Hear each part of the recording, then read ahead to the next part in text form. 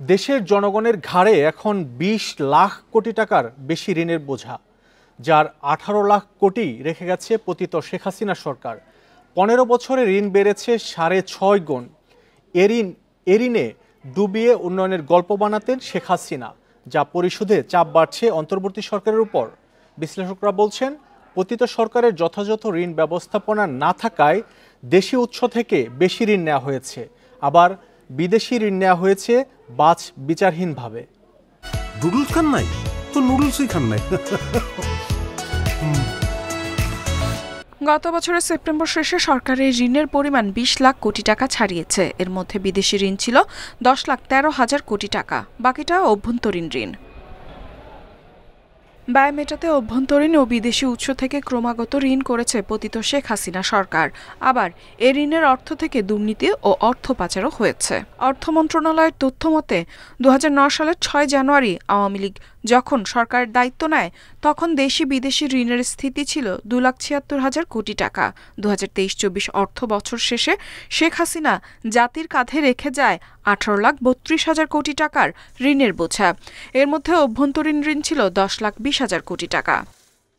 তার মানে ১৫,৬০,০০০ কোটি টাকা এই কয়েক বছরে উনি ঋণ করেছেন, এবং শেষের ৩ বছরে সেই বিভিন্ন সাপ্লায়ার্স ক্রেডিট প্রকল্পের নামে, বড় বড় প্রকল্পের নামে প্রচণ্ডভাবে ঋণ নিয়ে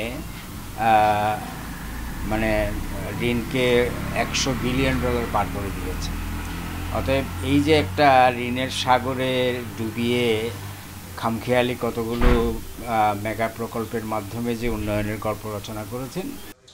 অর্থনীতিবিদরা বলছেন, গত ৫ আগস্ট পালিয়ে যাওয়ার আগে হাসিনা প্রতি বছর মাথা পিছু জিডিপির উচ্চ প্রবৃদ্ধি দেখিয়েছেন, যাকে জনগণের সঙ্গে বড় ধরনের প্রতারণা বলে মনে করেন তারা। হাসিনার শাসনামলে নেওয়া হয় একের পর এক মেগা প্রকল্প।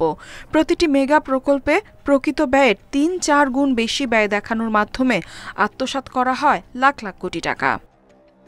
অর্থগুলো আত্মসাৎ করে বিদেশে নেওয়া হয়েছে, তার বিরুদ্ধে অন্তত ব্যাংকিং সেক্টর যাতে কলাপস না করে, একটা মেলডাউনের সৃষ্টি না হয়, সেজন্য বর্তমান সরকার চেষ্টা করে যাচ্ছে। বর্তমান যে বাংলাদেশ ব্যাংকের গভর্নর, তিনি খুব সাহসী পদক্ষেপ নিয়ে মোটামুটি ব্যাংকিং সেক্টরে একটা স্বস্তির আবহাওয়া ফিরিয়ে এনেছেন, কিন্তু অর্থনীতিতে প্রবৃদ্ধি অনেক কমে যাবে।